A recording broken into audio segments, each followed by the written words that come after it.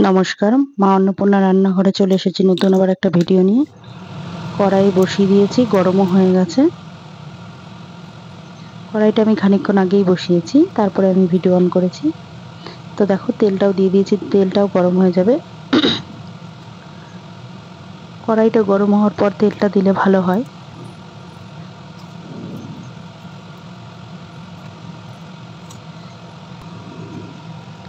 তেল আমার ভালো পরিমাণে গরম হয়ে গেছে, দেখো ধোঁয়া বেরোচ্ছে আর তেলের কালারটা একটু অন্যরকমও হয়েছে। এখানে দিয়ে দিলাম আমি পেঁয়াজ কেটে রেখেছিলাম। পেঁয়াজটাকে আমি ঝিরিঝিরি করে কিন্তু কাটিনি, একটু বড় করে কেটেছি। তো পেঁয়াজটা আমি ফোড়নে দিয়ে দিয়েছি। আজকে দুটো রেসিপি তোমাদের সঙ্গে শেয়ার করব।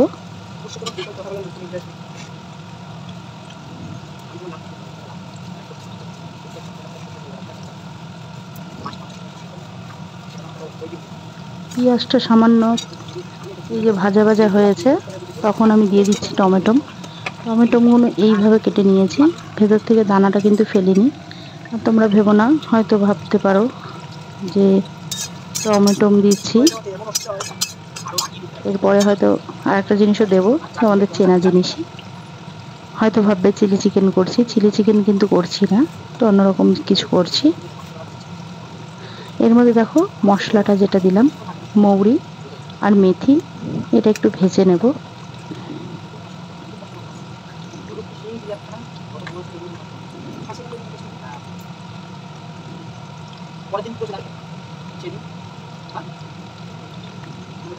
এখানে হাফ চামচ করে দুটো মশলা আমি ব্যবহার করেছি।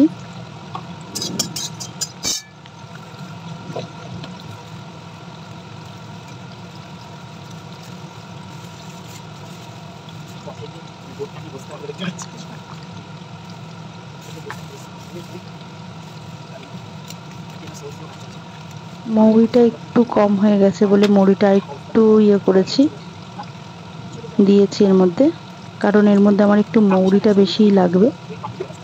প্রথমে হাফ চামচ দিয়েছিলাম, কিন্তু দেখলাম ভালো পরিমাণে একটু কম হয়ে গেছে, কারণ যেহেতু আমার মৌরিটা একটু এর মধ্যে বেশি লাগবে। মেথি বেশি দেওয়া যাবে না, মেথি অল্পই দিতে হবে, হাফ চামচ মতো। মানে যতটা জিনিস নেবে তার উপরে ডিপেন্ড করছে। কড়াইটা ততক্ষণ লো ফ্লেমে রেখে এটাকে একটু ভেজে নিয়েছি। এবার এর মধ্যে দিয়ে দেবো ক্যাপসিকাম।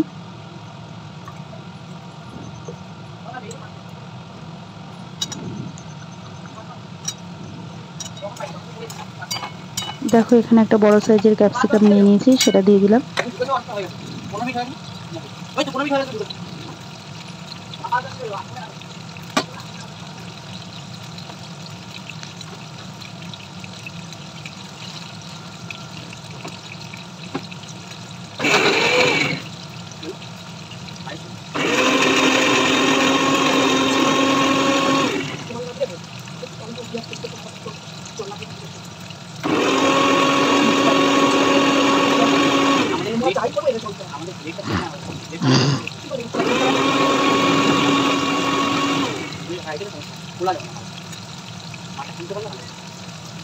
ক্যাপসিকাম দিয়ে দিয়েছি।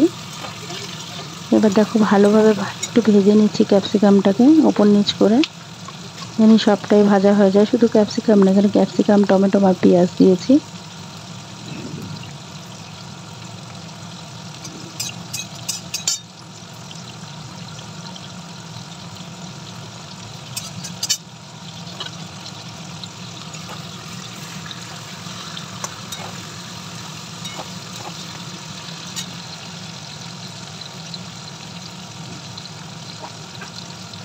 এর মধ্যে এবার মাংসটা দিয়ে দিচ্ছি।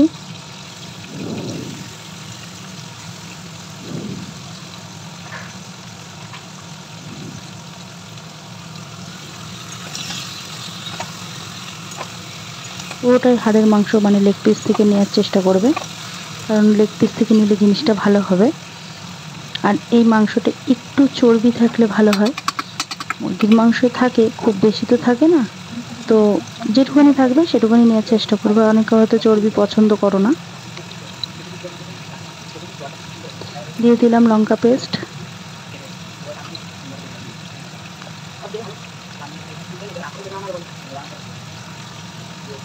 আদা রসুন পেস্ট একসঙ্গে,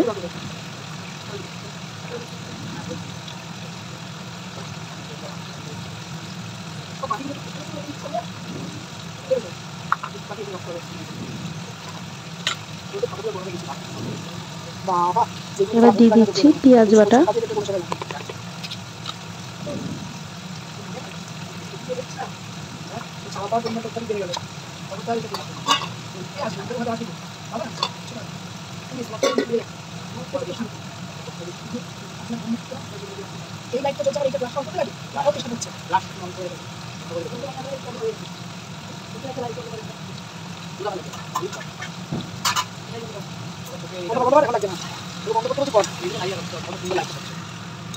ভালো করে একটু ওপর নিচ করে দিচ্ছি।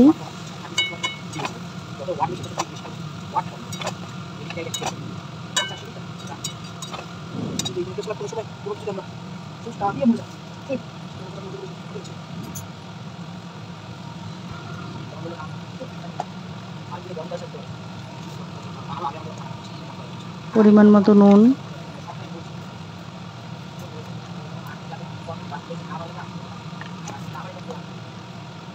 হলুদ,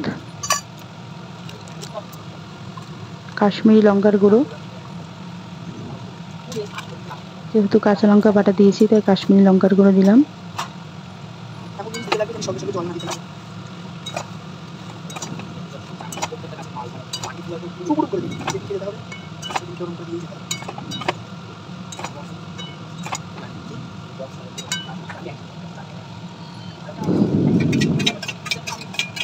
ফুটিয়ে রাখা টক দই জল ঝরানো,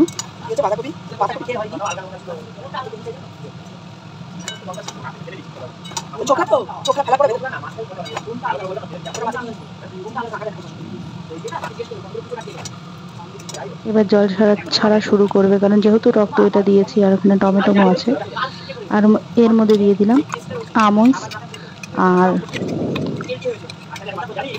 পেস্তা।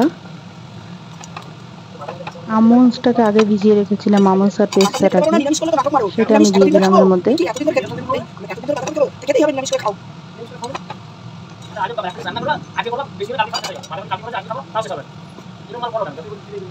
পেস্তার পরিমাণটা একটু কম দিয়েছি, আমন্ডস কিন্তু অনেকটাই বেশি ছিল।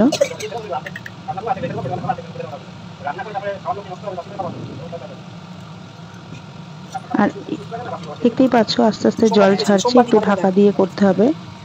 এই যে ঢাকা দিয়েতে আরো জল বেরিয়েছে।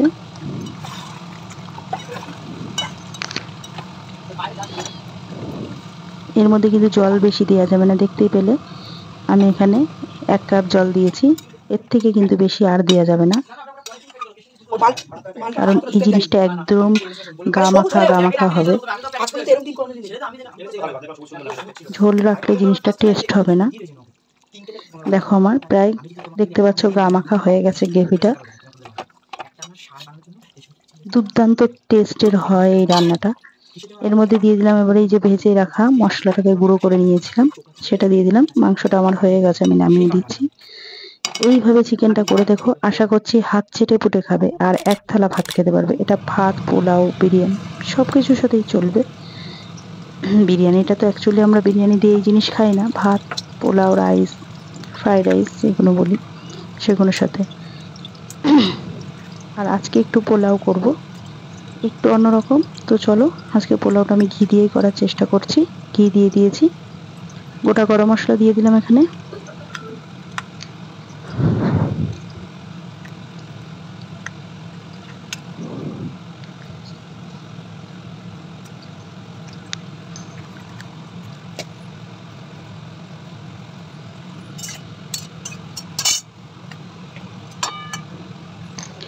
মশলাটা একটু ভেজে নিলাম।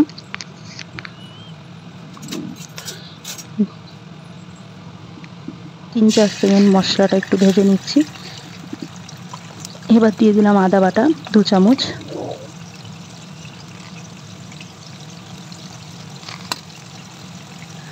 লঙ্কা বাটা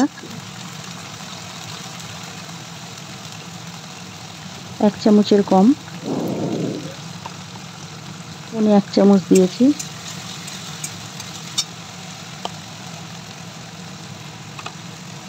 এই পোলাওয়ের সাথে এই চিকেনটা জাস্ট জমে যাবে। পরিমাণ মতো নুন,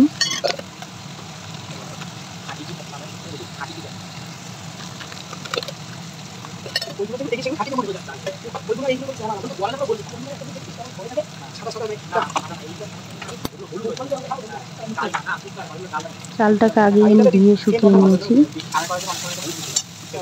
পরিমাণ মতো হলুদ,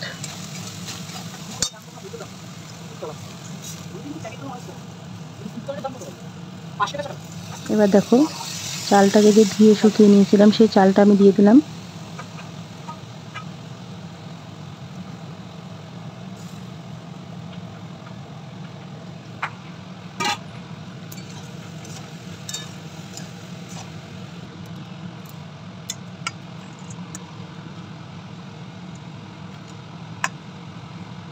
দিয়ে দিলাম এখানে কাজু কিশমিশ,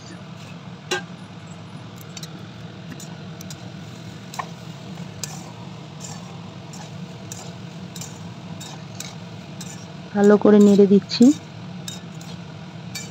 কারণ সব উপকরণের সাথে চালটা একটু ভালো করে মিশিয়ে নিতে হবে। গ্যাসটা একটু মিডিয়ামে রেখে নিয়েছি। এবার এর মধ্যে দেখো দুধ দিয়ে দিচ্ছি।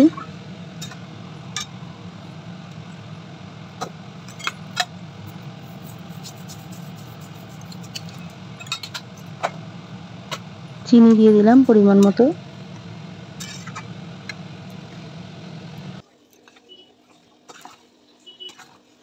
দেখো আজকে কিন্তু রাইসটা দেখলে একটু অন্যরকম। আমি দুধের মধ্যেই রাইসটা করলাম, কোনো জল কিন্তু ব্যবহার করিনি। কালারটা দেখতে পাচ্ছ, দুর্দান্ত হয়েছে। এবার দিয়ে দিচ্ছি সাইড দিয়ে পরিমাণ মতন ঘি। এত টেস্টি লাগে, এইভাবে করে দেখো। আরো জিনিস যাবে এর মধ্যে, এখনো সব জিনিস দেওয়া হয়নি।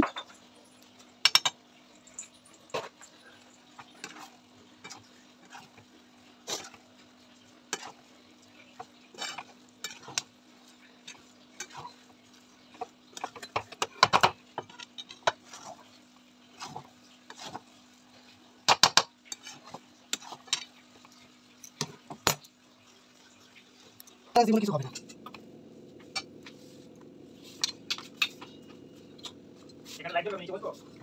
দিয়ে দিলাম বেদানা আর চেরি। আজকে বেদানা পোলাও করলাম বেদানা চেরি দিয়ে।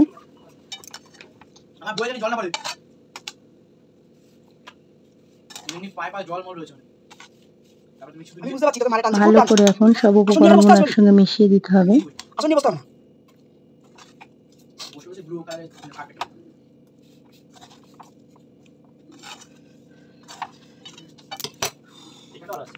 আজকে আমার দুটো রেসিপি কমপ্লিট। কেমন লাগলো ভিডিওটা, রেসিপিগুলো অবশ্যই কমেন্ট করে জানিও। বেদানা চেরি